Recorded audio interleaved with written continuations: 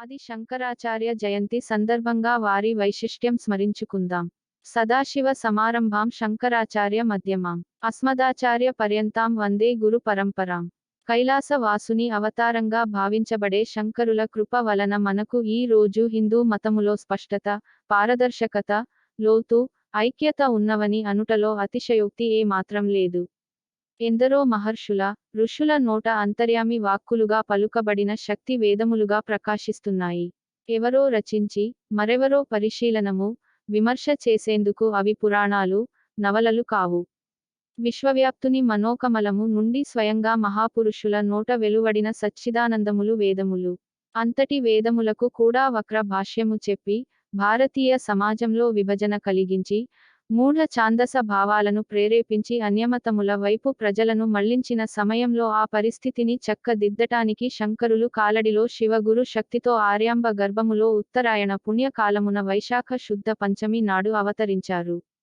చిన్ముద్రతో, మౌనంతో జ్ఞానాన్ని వ్యాపింపజేసే దక్షిణామూర్తి రూపమైన పరమ శివుడు ఈ దంపతులను ఆశీర్వదించగా శంకరులు ఉదయించారు. పువ్వు పుట్టగానే పరిమళించినట్లు ఆయన దైవిక శక్తి, మార్గము కాలడిలో ప్రస్ఫుటించాయి. 3వ ఏటనే తండ్రిని కోల్పోయిన శంకరులకు 5వ ఏట ఉపనయన సంస్కారము జరిగింది. బ్రహ్మచర్య దీక్షలో భాగంగా మాధుకరం కోసం భిక్షాటనకు వెళ్లిన శంకరులకు ఒక పేద బ్రాహ్మణుని ఇంటి ఇల్లాలు వద్ద ఉసిరికాయ తప్ప ఏమీ దొరకలేదు.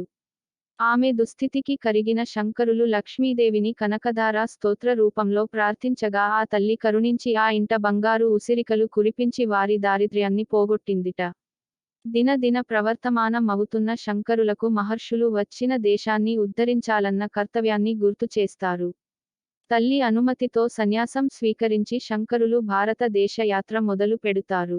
ఉధృతంగా ప్రవహిస్తున్న నర్మదానదిని తన కమండలములో బంధించిన శంకరుని చూసి ముగ్ధులైన గురు గోవింద భగవత్పాదులు శంకరులను తన శిష్యునిగా స్వీకరిస్తారు.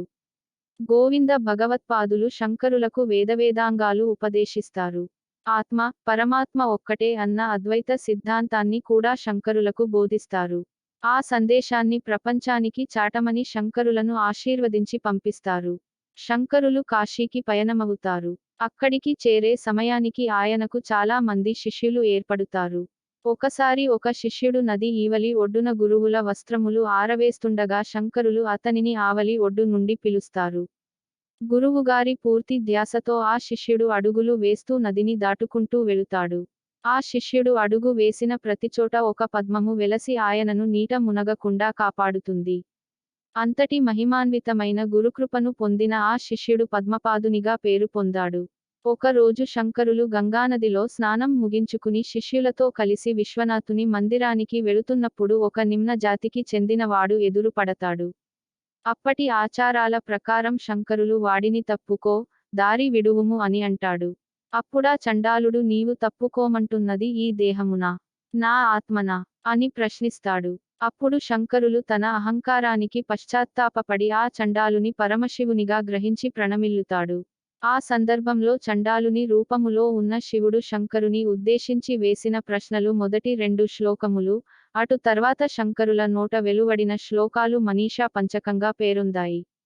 అద్వైతామృత సారమైన ఈ మనీషా పంచకం పరబ్రహ్మమొక్కటే అన్న సందేశాన్ని శంకర భగవత్పాదుల నోట మనకు అందించబడినది.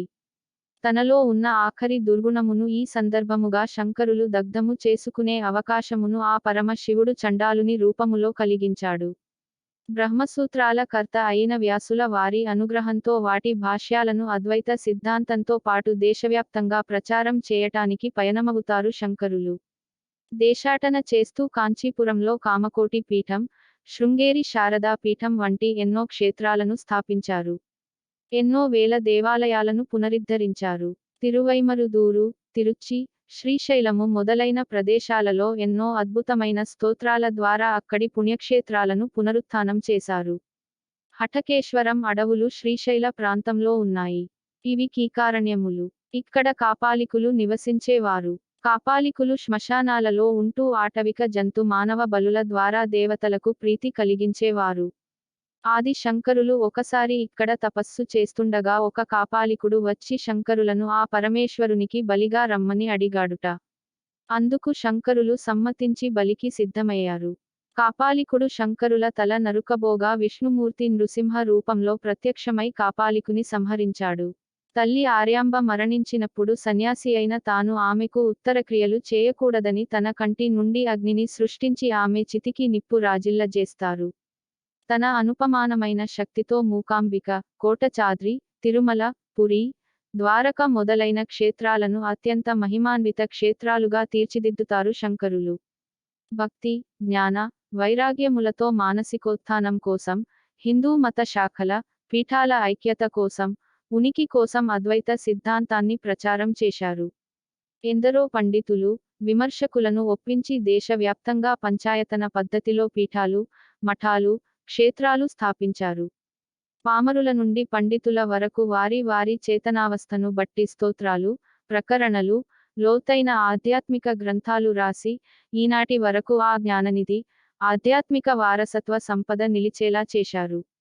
తన యాత్రల చివరలో శంకరులు బదరీ క్షేత్రానికి వెళ్ళినప్పుడు శ్రీ మహావిష్ణువు ఆయనను అలకనంద నదిలో ఉన్న తన విగ్రహాన్ని ప్రతిష్ఠించి అక్కడ ఒక క్షేత్రాన్ని ఏర్పాటు చేయమని నిర్దేశిస్తాడు.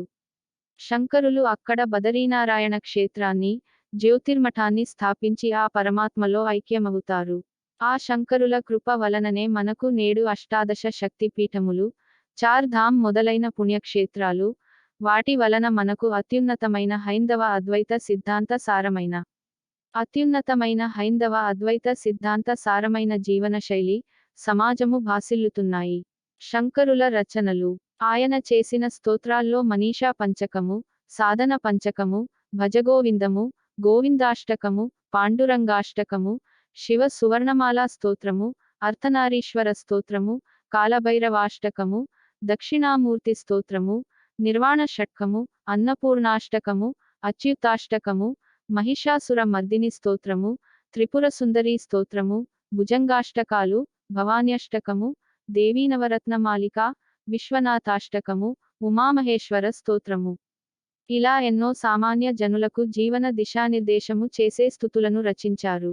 ఆధ్యాత్మికంగా ఇంకొక పై మెట్టులో సౌందర్యలహరి, శివానందలహరి, వివేక చూడామణి మొదలైనవి,